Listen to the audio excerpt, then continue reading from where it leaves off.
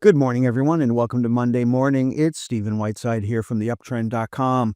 Well, I'm doing a video this morning. I will not be doing a video on Tuesday morning. I have a doctor's appointment I have to go to for 8:50, and that's kind of cuts into my video creation time. So next time you'll hear my voice is on Wednesday morning. Well, we had a wild day on Friday. Broadcom was the big loser of the day, down $46 and change. It was a little top heavy up at the top of the panic zones here. We did have, we moved up two lines, and so you had a chance to take money off the table up at the 406.25 level, and now we're back on a sell signal as of Friday's close. Broadcom still holding the flypaper channel, and if you want to hold on for the ride, you could certainly do that and see if it continues to hold the flypaper channel going forward. Looking at the moving averages, we did close below the 20-day moving average, and that might upset some investors going forward. There's the big sell signal from Broadcom on Friday. Looking at the Qs, they are back on a sell signal as of Friday's close. We got lots of sell signals based on Friday's trading action, not the S&P 500 or the Dow, though. Looking at semiconductors, depending on which ETF you're looking at, they're back on sell signals as of Friday's close. Now, this morning, you've got stock index futures trading higher, being led higher by the NASDAQ. And we've got all the major tech companies are trading higher this morning. Salesforce is down in the pre-market, and Oracle is down in the pre-market. So they've been two weak stocks over the past couple of months. Looking at the fear index, we did trade up to the upper channel line for the S&P 500 and for the NASDAQ, not for the Russell 2000. So we got pretty close to buy signals for the VIX on Friday. We'll have to see if things change and turn around during Monday's trading action. Looking at the ARK Innovation ETFs, we had a couple trade right down to the lower channel line. It was the Genomics ETF that actually generated a sell signal. It did close below the lower channel line. The ARK Innovation ETF traded down, but did not close below the lower channel line. My favorite one of these is the industrials. It's still holding up fairly well.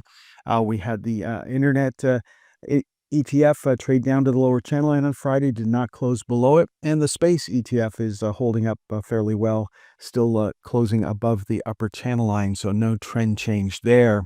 Looking at the most actively traded stocks from Friday's trading action, starting off with NVIDIA, we're on a sell signal now. Looking at iRobot, we're trying to get up to those October highs. Then we've got Warner Brothers making a new high on Friday. Big Bear is still on a buy signal. No change in trend there. No change in trend for Plug Power. Open Door, it's pretty sloppy at the moment. It's on a sell signal. Still holding the flypaper channel, though. So, if you're still looking to take buy signals, take them as they come, as long as we're trading and closing above the flypaper channel. 625, if we can hold that, then there's a chance the stock could turn around and head back up to the 938 level. Looking at Intel, we're looking for a close below $39.13. And what happened? Well, we closed at $37.81. So Intel is back on a sell signal. Now, Netflix was up a little bit on Friday. I've been looking at a lot of these big cap tech stocks, and some of them have dropped dramatically in 2025. And if they drop dramatically as a group in 2026, then we're in trouble. But we were looking at some stocks that have lost 45% or so in 2026, and some that have lost more than that. But Netflix is certainly a big cap tech stock, and from the high back in the summer till last week, we're down 38.78%. And so if we look at some of those other big cap tech stocks like NVIDIA, looking at a potential 45% drop would not be out of the realm of reality in 2026. There's Ford moving up on Friday. No change in trend. No change in trend for Tesla. Tesla's trying to break out above $468.75. If we can do that, then we'll be moving up to $500.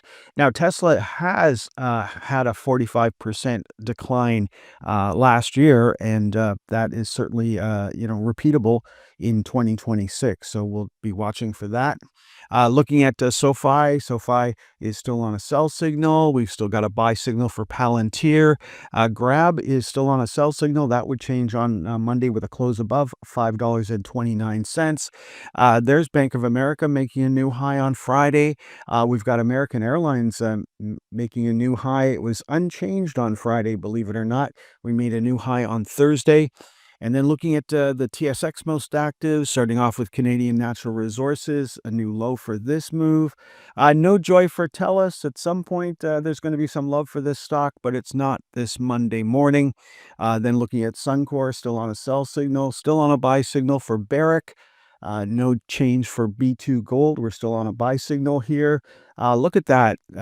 Canada doesn't have the big AI stocks, but they certainly have some banks that are acting like some of the AI stocks. And there's the TD Bank making a new highs. Cenovus.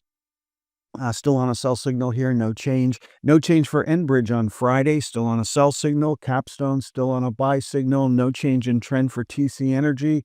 A close above $75.97 would give us a buy signal on Monday. Then looking at Bitfarms, still on a sell signal, no change. We need a close on Monday above $4.31. No change for Bank of Nova Scotia. Again, looking like an AI stock, and that's also true for CIBC and for the Royal Bank. Those are our AI companies in 2025. Okay, folks, that is all for this morning's presentation. So far, it looks like people want to do some buying at the open. We've got gold up $45. Nothing going on with Bitcoin in the pre-market this morning. It's basically flat, and we've got crude oil down 25 cents on Monday morning. Have a great day. Next time you'll hear my voice is going to be on Wednesday morning.